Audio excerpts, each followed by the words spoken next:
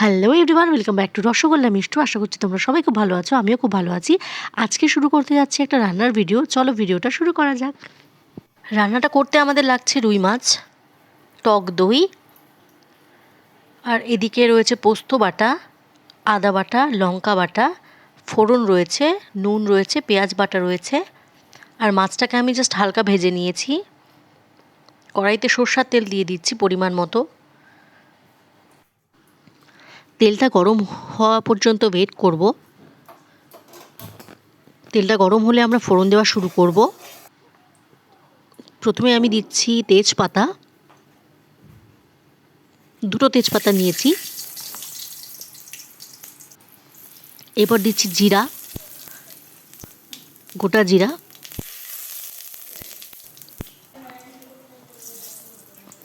এটা কিছুটা ভাজা ভাজা হয়ে যাওয়ার পর আমি দুটো এলাচ দিয়ে দিয়েছি, আর দিচ্ছি দারচিনি।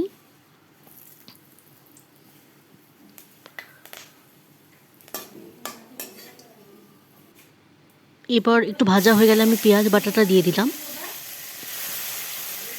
যেহেতু আমি 10 পিস মাছ রান্না করছি, তাই একটু বেশি পেঁয়াজ বাটা দিচ্ছি। এবার পেঁয়াজটাকে ভাজা ভাজা করব। নুনটাও দিয়ে দিলাম। এবার দিচ্ছি আদা বাটা। মশলাটাকে আমরা কষাবো।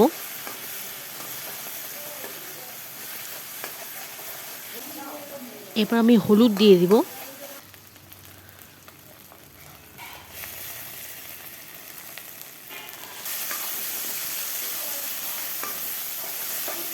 একটা কালার চলে আসলো। তোমরা এই রান্নাটা হলুদ ছাড়াও করতে পারো। আমি কালার হওয়ার জন্য হলুদ দিয়েছি। গ্যাস কমাই দিব একটু, মা দেখো নিচে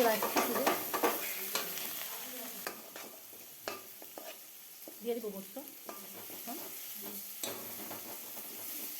এরপর আমি দিচ্ছি পোস্ত বাটা। পোস্তর সাথে দুটো লঙ্কাও দিয়ে দিয়েছি। পোস্ত আমি 2 চামচ দিলাম।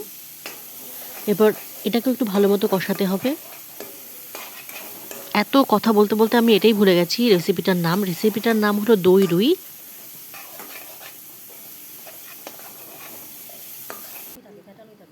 এরপর আমি দিয়ে দিচ্ছি মেইন ইনগ্রিডিয়েন্ট দই, 3 চামচ মতো দিলাম। আর একটু লাস্টে যেটুকু ছিল সেটুকুও দিয়ে দিচ্ছি। এবার এটাকে আরেকটু ভালো মতো কষাবো।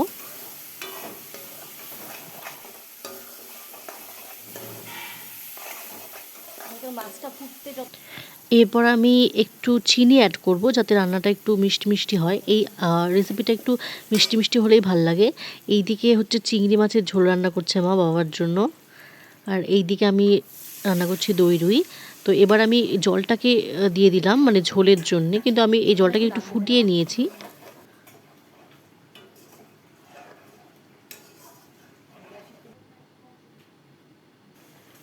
এবার মাছগুলোকে দিয়ে দিচ্ছি। জলটা একটু ফুটে যাওয়ার পর দেবে। আমি জলটা যেহেতু একটু গরম করে নিয়েছিলাম, তাই খুব বেশি ফোটালাম না।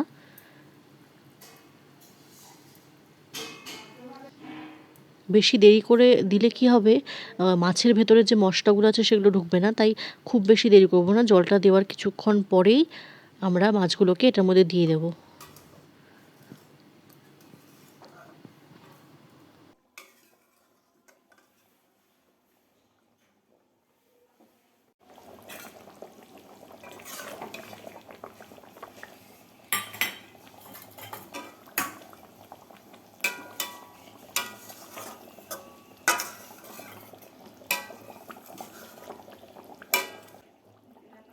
এরপর এটাকে একটা ঢাকনা দিয়ে ঢেকে দিচ্ছি। ভাপে ভাপে রান্নাটা হয়ে যাবে।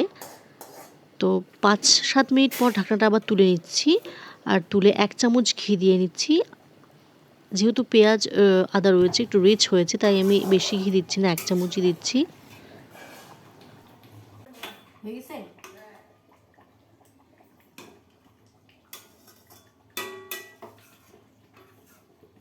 তো আমাদের রান্না অলমোস্ট রেডি। এখন এটাকে নামাবো।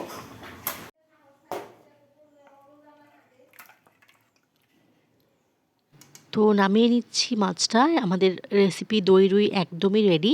ভীষণই ভালো খেতে হয় এই রেসিপিটা। তোমরাও বাড়িতে অবশ্যই ট্রাই করো, করে জানাও কেমন লাগলো। ভিডিওটা তোমাদের কেমন লাগলো সেটাও অবশ্যই আমাকে কমেন্ট বক্সে জানাও। আর তুমি যদি আমার চ্যানেলে নতুন হয়ে থাকো, তাহলে চ্যানেলটা সাবস্ক্রাইব করতে ভুলবে না।